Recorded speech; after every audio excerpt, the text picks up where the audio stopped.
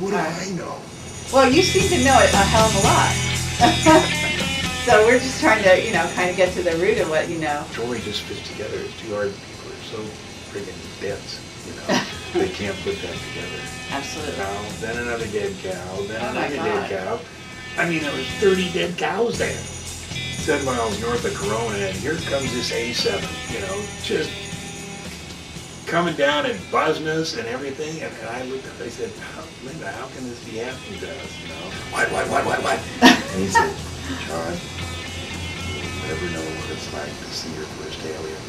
It would have been exposed the entire cover-up. We were ushered into John's amazing study. He's got televisions all over the wall. He's got photos of airplanes, celebrities, his family, and here we see a photograph of Area 51. This is a real photograph, high-resolution photograph. It's about 4 feet long. An amazing picture taken from what I believe was called Freedom Ridge. This has now been closed to public access, but somebody took a lot of care taking this incredible photo. And this is something that really captivated my interest. It's the F-19, which is supposed not to exist. John insists that this is flown covertly by the Navy. And what would seem to be planes he loves and planes he's flown. He's a very mysterious man. He has so many top secret contacts. You don't really know what he's flown and what he's actually just put on the wall because he loves the look of it.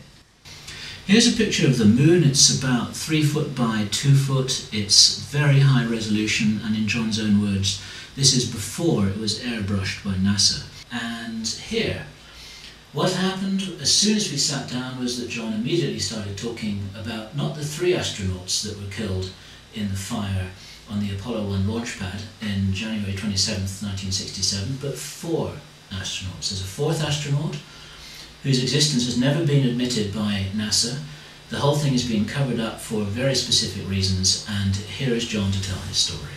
It's the best kept secret. I mean, it is. Now figure all those guys in Mission Control, they were all like between 25 and 35. So it's been 40 years, so now they're between 65 and 75. There's some of them still living. You know, I don't know whether they keep up to what's going on. But, so you're saying they knew what happened? Oh, absolutely. I mean, they were all there. They heard, I don't know if you've seen my stuff on the internet about what I assume that Gus Grissom said. You know, he said, okay, you assholes, you killed us, we're dead, this is a fire that could have been prevented, and you didn't do it, you know. He had a long time to say that. And all this stuff, I have all the Apollo records, all the, you know, the stuff, the accident stuff. And a lot of things happened. And the emails that I've gotten from Clark on it, you know, are very circumspect. He's very careful about what he says.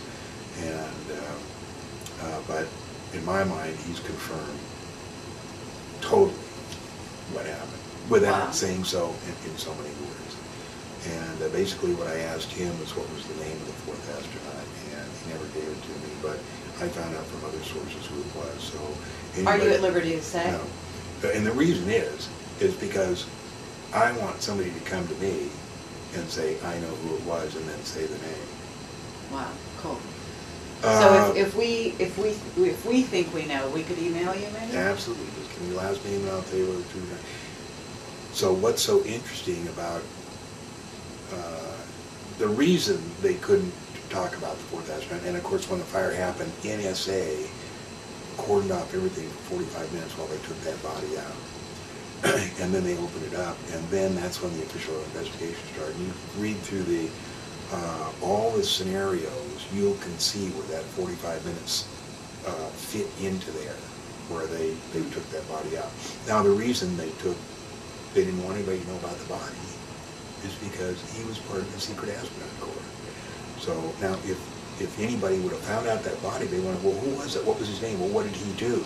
Well, how come he isn't listed here? It would have been exposed the entire cover-up.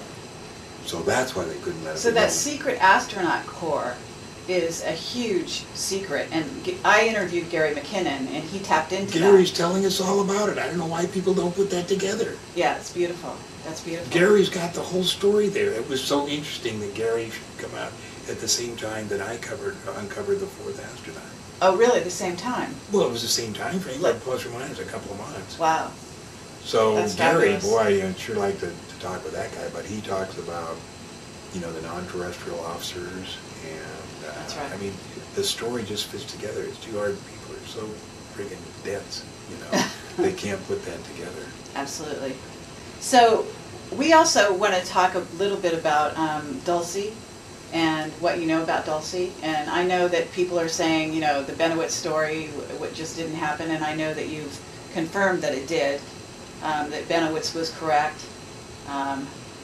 He was, and I got into that when I first got into this UFO deal. I ended up in Crestone, Colorado with Linda Howe, and God, there was like 10 of us there, and somebody had donated a condo in Crestone that had been used by the Aspen Institute for their, you know, get-togethers and studies. And we met, and it was 3 or 4 days there, and we talked about, you know, what should go on, and what should we do, and about the state of ufology, and, you know, how each one could contribute. And I ended up leaving there and driving with Linda, and, while we were there, Tom Adams, you know who Tom is? No. He was one of the chargers on weird UFO stuff, mutilations, all that stuff in 1987, 88, 89. I don't have it. He ran the book of the, put out that flyer called Stigmata. It was really interesting stuff. So anyway, he handed me a note. He said, John's, somebody called me from Las Vegas, and you might want to follow this up because I can't do it. And it was a handwritten note about a place called Dulce, and the person knew somebody that worked there and talked about, you know, just a little bit about Dulce. And the thing I remember about the note was it says, and tiled hallways that went on forever. And boy, this captivated my imagination. So anyway, I go with Linda Howe. We go down to Albuquerque. We look up Ernie Edwards. We talk with Ernie Edwards. Is he still alive, by the way? You know, I don't know. Uh-huh. But he was so forthright and to me, so honest. He said he believed Benowitz. You know, we talked about during that time the Albuquerque radar, FAA radar was shut down for a long period. And I said, what do you think happened?